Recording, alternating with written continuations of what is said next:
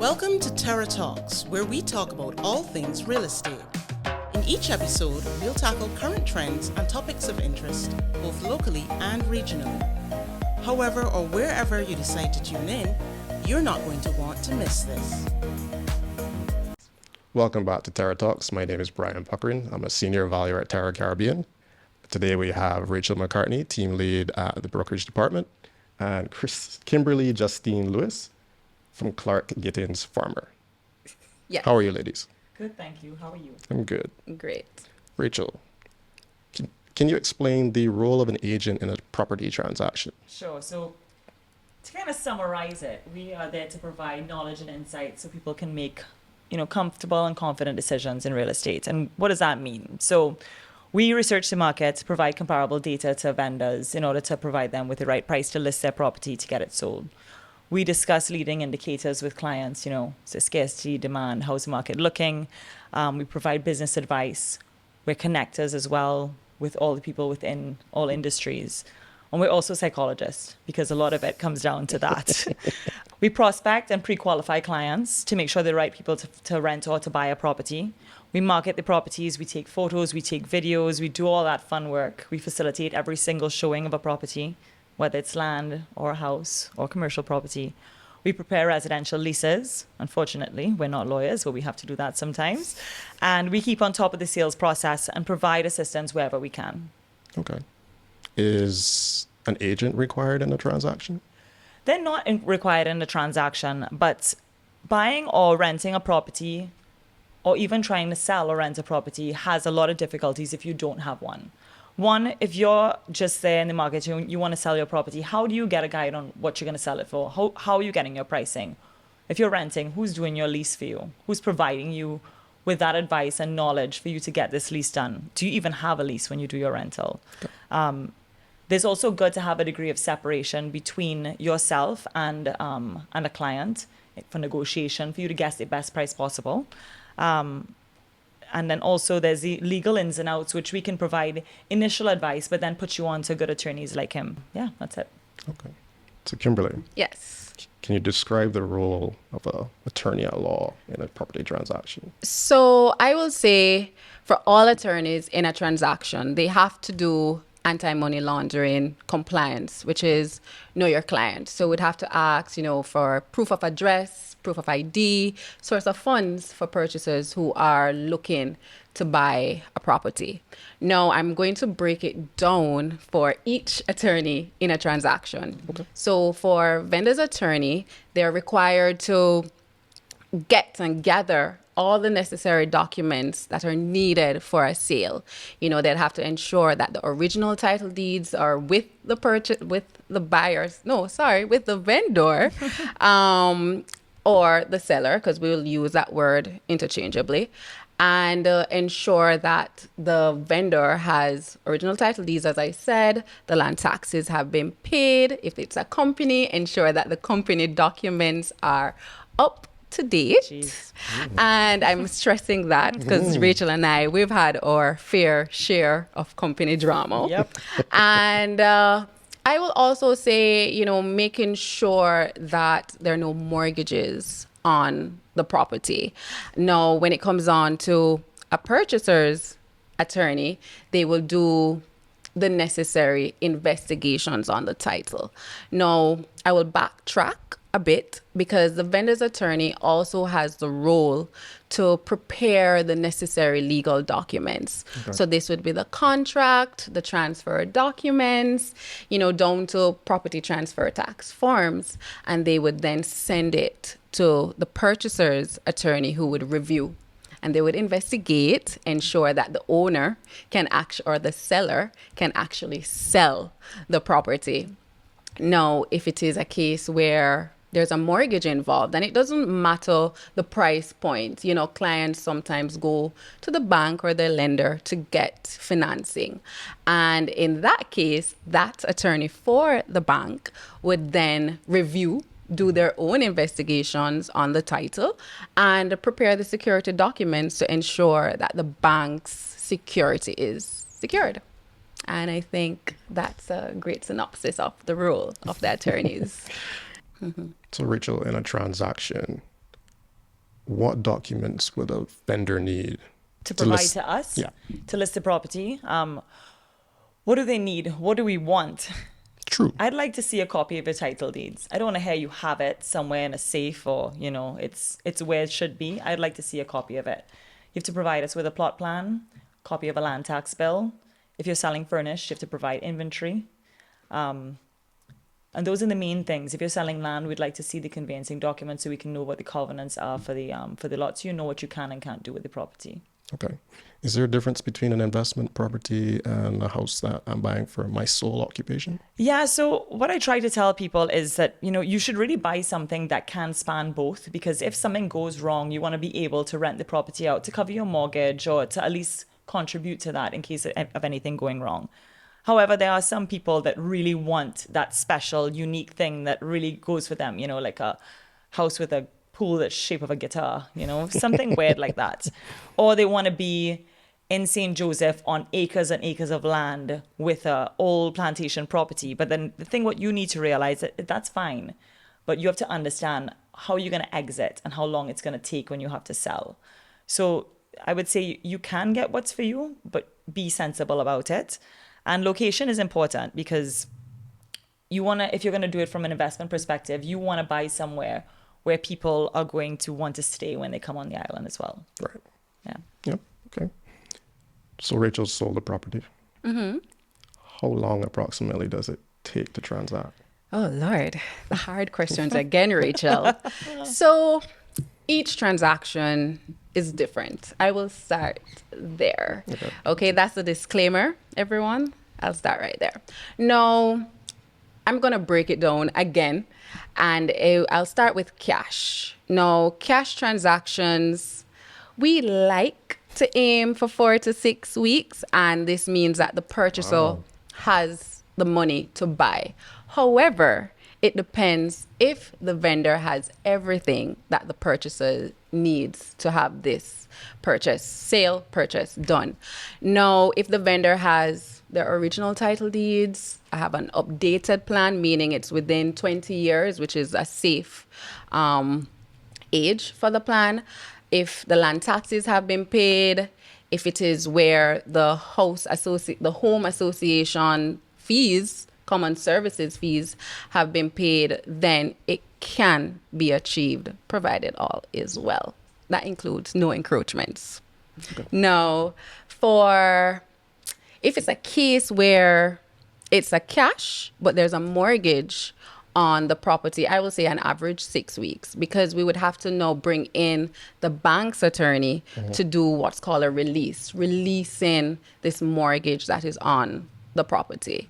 If it's a simple sale/purchase, however, the purchaser has financing from a bank or another lender, then I will say the standard is 3 months, because now you have a vendor's attorney, you have a purchaser's attorney, and then you have a bank attorney. So that's a lot of moving of documents between the respective attorneys. Okay. And the big one is share purchase transactions. Now, we find clients who have more of they have properties more on the high end. They normally opt to have a property which is owned by a company, so it's the shares of that company which actually owns the property. So how one would then purchase the property is actually by buying the shares in the company. So it's really 2 transactions happening at once. It's a bit top heavy of a transaction. So that means, we're doing a transaction for the sale of a company and also another for the sale of a property. And because of this as well, some of these companies are not incorporated in Barbados. So it's now multi-jurisdictional. It's another country. So we have to be reaching out to the agent or the attorney in that country, ensuring everything is in order in that country and in Barbados, and also ensuring that the property can be sold. Okay. So, and that takes, I will say, 3 months as well, at least 3 months. That's not too bad. Well, there was a bit, I will say,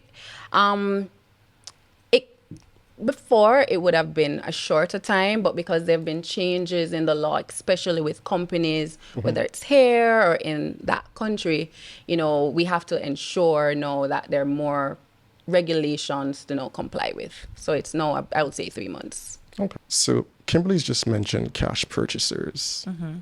Are clients willing to negotiate, and does a cash purchase help or influence in negotiation? So are clients willing to negotiate? So Both sides. Both sides. Purchase and vendor. So kind of asking answers from the client side, because the client is always going to want to make an offer, right? I'll kind of talk you through our process internally when we take on a listing. So we tend to try to not take on listings that are above 15% of the advice that we provide to an owner. When we do our listing process, one of our agents goes out to the property, inspects the property, photographs, videos, goes back, and we present to the team. Now, we have a team of 20 agents now. So the listing agent will provide the agent with comparable sales, all the information on the property, and then we ask the agents to individually come back to us and tell us what you should list the property at and what you should sell it for. So rather than Joe Blow agent that's coming to you to list your property that says, what do you want? Or I think your property will sell for that. We're actually giving you market advice. So we combine our opinion, we all agree on it, and we decide on a price for the property.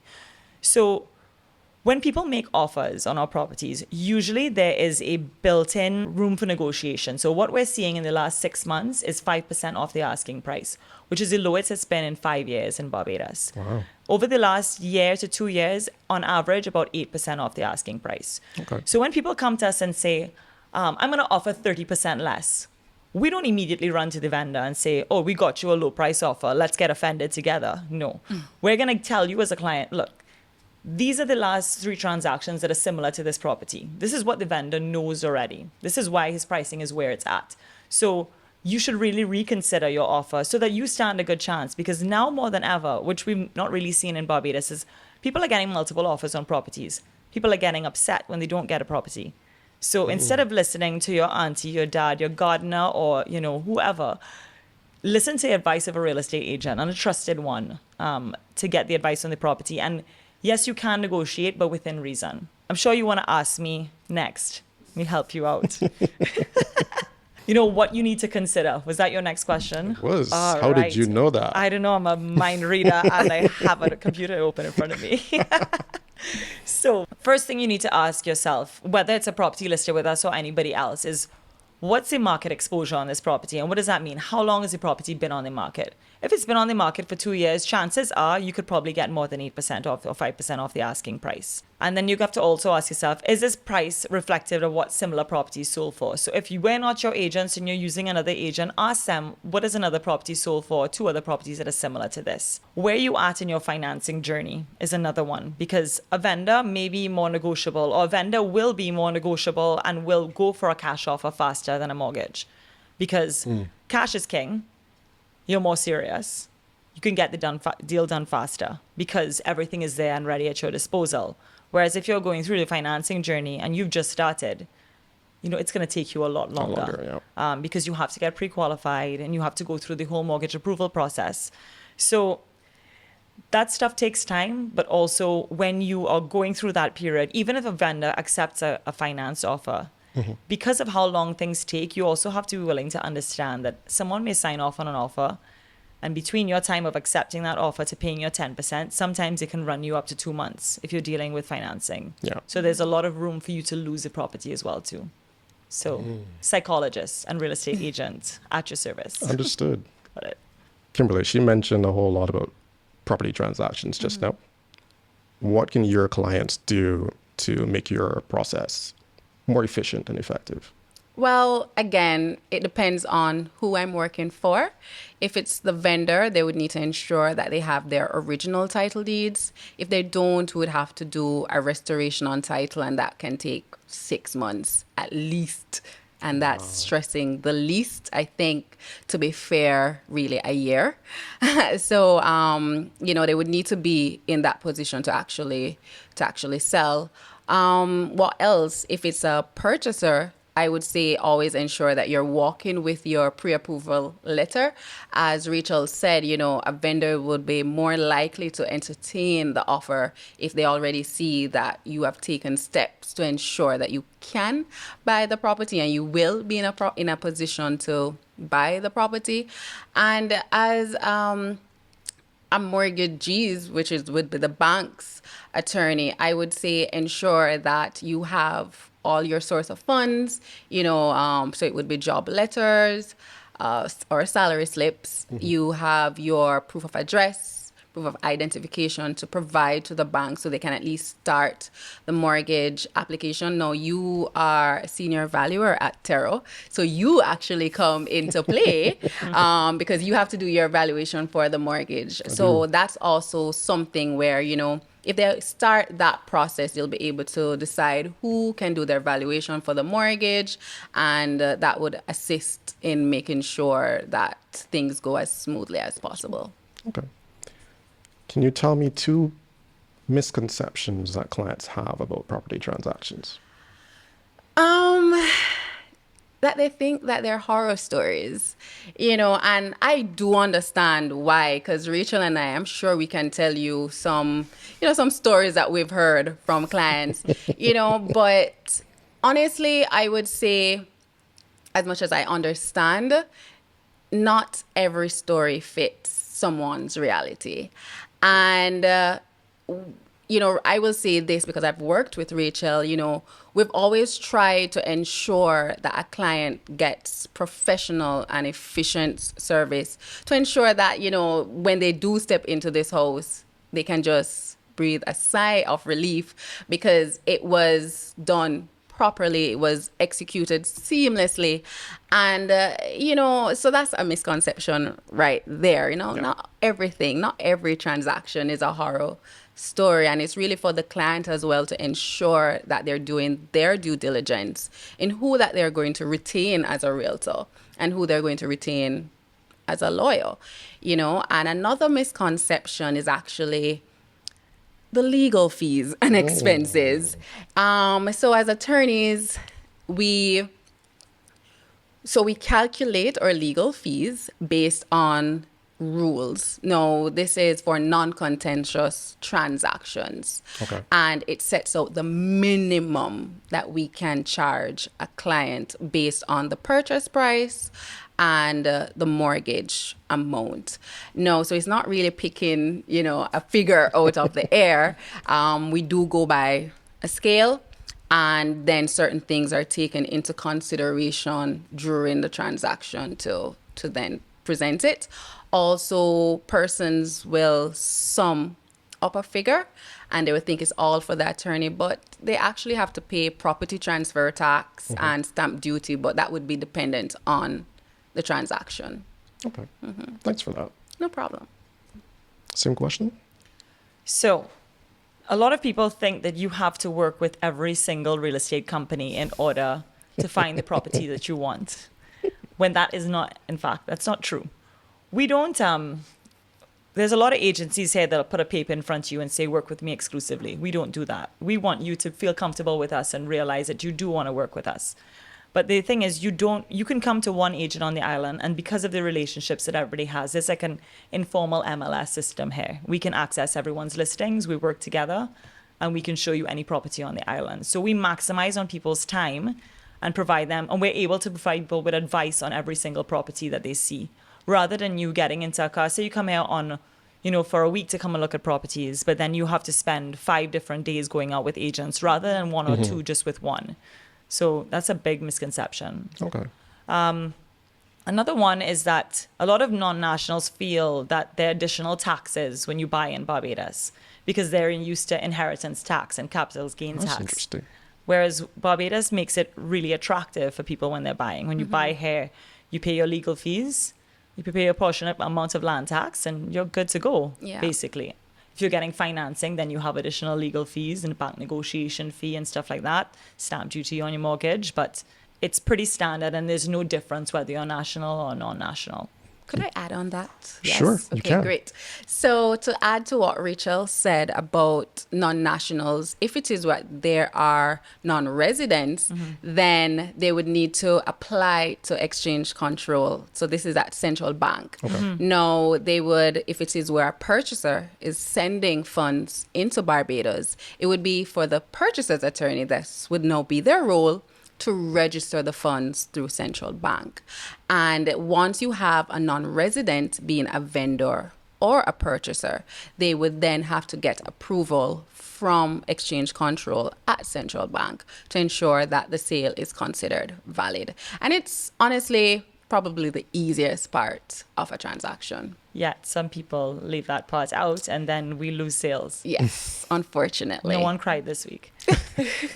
This episode was filmed on location at the Sanzaru Villa in Sand Lane. Sanzaru is a gorgeous 11-bedroom villa and perfect for the luxurious holiday getaway you've been planning. Click the link below for more information from our sister company, Blue Sky Luxury.